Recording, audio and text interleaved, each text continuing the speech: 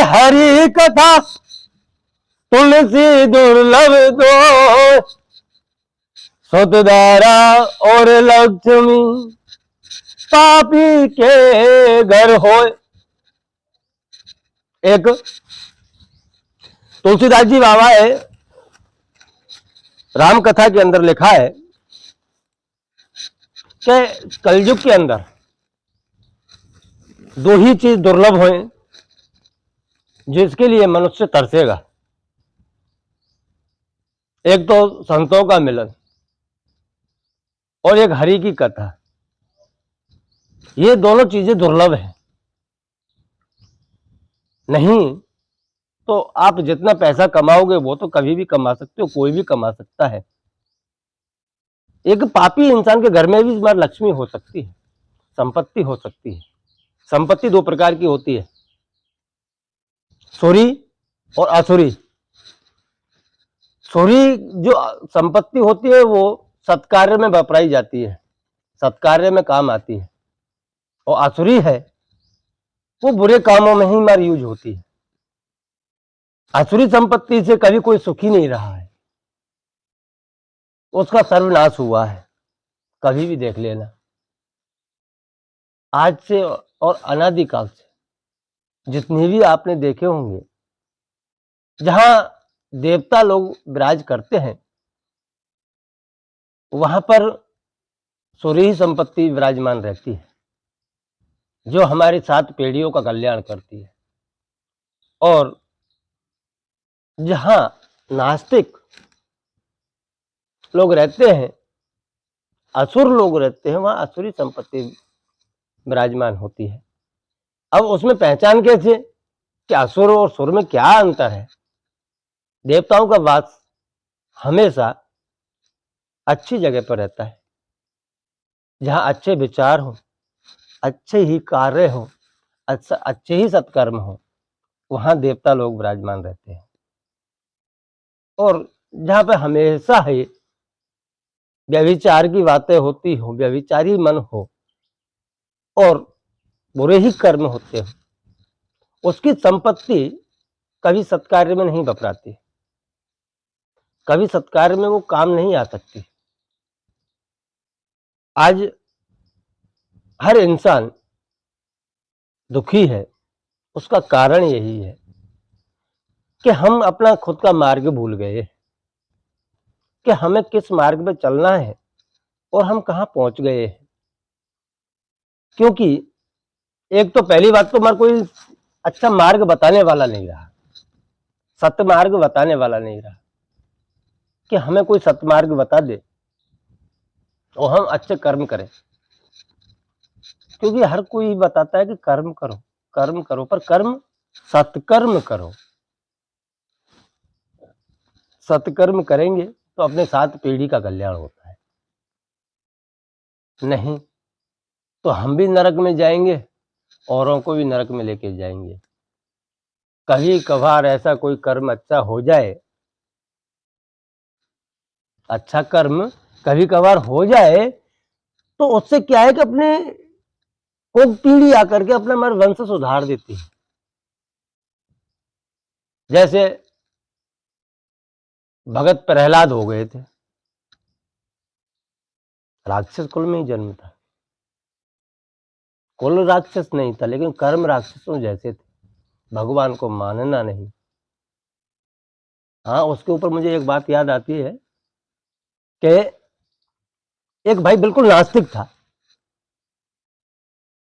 वो भगवान के विषय में कुछ जानता ही नहीं था, मानता ही नहीं था। जानता तो था पर मानता ही नहीं था कि भगवान जैसी कोई चीज होती ही नहीं। और एक भाई आस्तिक था, वो कभी किसी से कोई तर्क नहीं करता था कि तर्क करके अपना प्रमाण सिद्ध करे।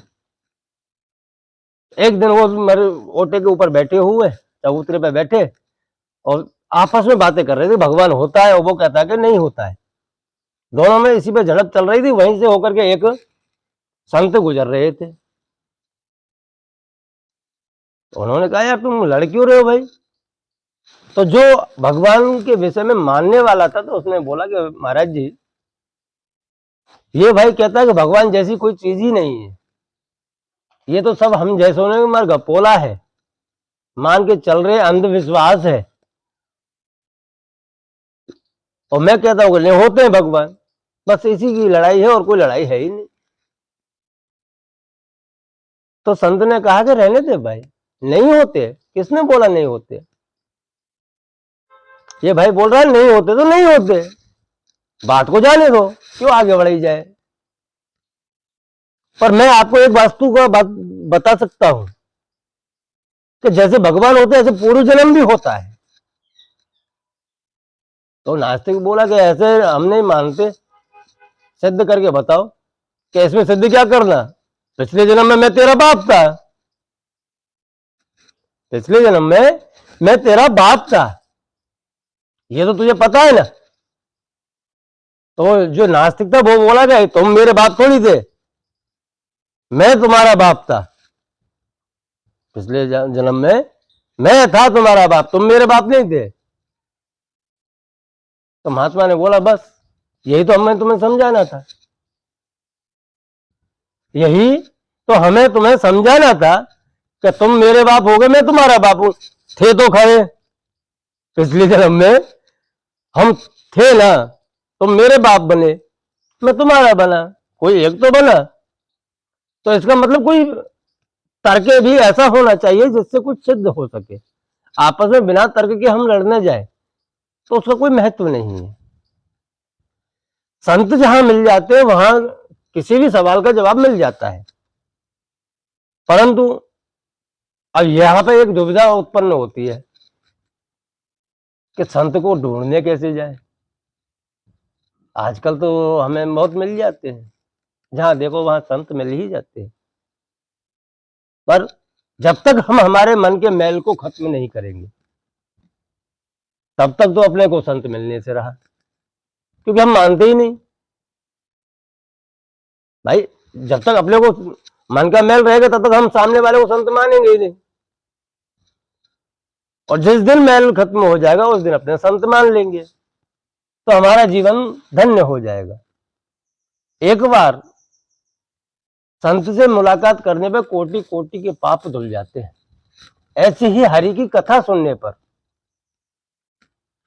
कोटि कोटि के पाप धुल जाते हैं। एक सेठ जी थे, संपत्ति की बात आती है कि सुरी और असुरी में ऐसा ही फर्क होता है कि जो सुरी होती है वो सत्कार्य में ऑटोमेटिक यूज हो जाती है, चाहे आप करना चाहो कि ना करना चाहो। तो एक सेठ जी थे, वो सेठ जी रात को खाना पीना खा करके सो रहे थे, पर नींद नहीं आ रही थी, खाली ऐसे ही उलट पलट हो रहे थे। रात के 12-1-2 बज गए, पर सेठ जी को नींद ना आए। अब सेठ जी को नींद नहीं आई तो उन्होंने विचार किया यार सोने से नींद तो आ नहीं रही है, चलो अपने थोड़ी वॉकिंग करके आते हैं, थोड़ा वॉकिंग कर लेते हैं, घूम के आते हैं कहीं। तो सेठ जी रोड पे निकल गए और रोड पे जाते जाते जाते रास्ते में एक मंदिर पड़ा और उस मंदिर में देखा तो एक भगत भगवान के सामने बैठा हुआ कुछ अरदास कर रहा था। जब अरदास कर रहा था तो फिर उसने पूछा सेठ ने कि भाई रात के 2 बजे हुए हैं और आप यहाँ पे क्या कर रहे हो, यहाँ क्या कर रहे हो? तो उसने बोला कि मेरी बीवी की तबीयत बहुत खराब है और डॉक्टर ने उसको इलाज के लिए, ऑपरेशन के लिए बोला है, और मेरे पास में इतनी संपत्ति है नहीं, क्योंकि उन्होंने 10,000 मांगा है। तो मैं तो भगवान से प्रार्थना कर रहा हूँ, भगवान कुछ करो, कुछ करो। और बस भगवान से प्रार्थना के सिवाय मेरे पास में कोई अर्थ और कोई कार्य रहा नहीं है, इसलिए मैं उनसे प्रार्थना कर रहा हूँ। तो सेठ ने बोला कि कितने पैसे की जरूरत है? 10,000 रुपये की। तो सेठ ने अपनी जेब से 10,000 रुपये निकाले और उस भगत को दिया, और भगत को देने के बाद में उसने अपना कार्ड, विजिटिंग कार्ड भी निकाल के दिया। और विजिटिंग कार्ड निकाल करके दिया, तब सेठ ने बोला कि ये मेरा कार्ड है, अगर ऑपरेशन के बाद भी अगर कोई और जरूरत हो पैसे की तो इस एड्रेस पे आकर के ले जाना। तो उस भगत ने बड़े सहज और शीलता से उसको एक ही जवाब दिया कि मेरे लिए तो आप भगवान ही बन के आए हो, लेकिन मैं मुख्य एड्रेस जानता हूं, मैं तो वहीं जाऊंगा, क्योंकि आज मैं आया हूं मेरे ठाकुर जी के पास में, मैंने ठाकुर जी से मांगा है, आपसे तो मांगा नहीं था, लेकिन ठाकुर जी ने आपको आपके घर से भेजा रात को 2 बजे। नहीं, आपका क्या काम था यहां आने का? अगर मुझे जरूरत पड़ी तो मैं यहीं पर आऊंगा और इन्हीं ठाकुर जी से आकर के मांगूंगा, फिर आप जैसे किसी को भेजेंगे तो मैं आपके एड्रेस पर नहीं जा सकता, मैं तो बस इनके सामने ही मांग सकता हूं। सेठ भी समझ गया, अगर नहीं भक्ति के अंदर इतनी शक्ति होती है, और नहीं तो मैं तो आराम से सोने वाला, सुबह से शाम तक काम करने वाला हूं, सोता रहता हूं, खाता रहता हूं, मैं काम करता रहता हूं, लेकिन आज ही मेरे साथ में ऐसा क्यों हुआ कि रात को नींद नहीं आई, उठ करके मैं चल पड़ा वहां से, और यहां आके देखा तो मैंने इसको 10,000 दे दिए बिना बेचारे। कहने का तात्पर्य एक ही है कि आपके सत्कर्म आपको बुलाते हैं, पर जब उनकी इच्छा होती है तब, परब्रह्म परमात्मा की इच्छा होती है तभी सत्कर्म हो सकते हैं, नहीं तो अन्यथा सत्कर्म नहीं हो सकते। सोरी संपत्ति है वो ऑटोमेटिक सत्कार में यूज होने के लिए निकल पड़ती है, हमारे विचारधारा को बदल सकती है कि नहीं हमें यह कार्य करना है, और वो कार्य हो भी जाते हैं। इसलिए आप स्वयं देखो कि आप कैसे कमाते हो, एक तो पसीना से कमाया हुआ होता है और एक अपने गलत रास्तों से कमाया हुआ होता है। गलत रास्तों से कमाया हुआ कभी बार दान धर्म में यूज नहीं हो सकता, क्योंकि पापो अहम पाप कर्मा अहम पापात्मा पाप संभवा त्राहि माम पुंडरीकाक्षाय सर्व पाप हरो भवा, कि हम भगवान से एक ही प्रार्थना कर सकते हैं कि हे भगवान हम 24 घंटे पाप करते हैं, लेकिन इन पापों को आप हर लीजिए, आप इन पापों को बाहर दीजिए। अब पापों को कैसे बाहरते हैं वो आप हम आपस में विचार कर लीजिए। आप धर्म करने जाते हो, दान करने के लिए जाते हो, तो आप जिस चीज का दान करते हो वो कोई आपका पुण्य नहीं है, आप अपने पापों का दान करते हो,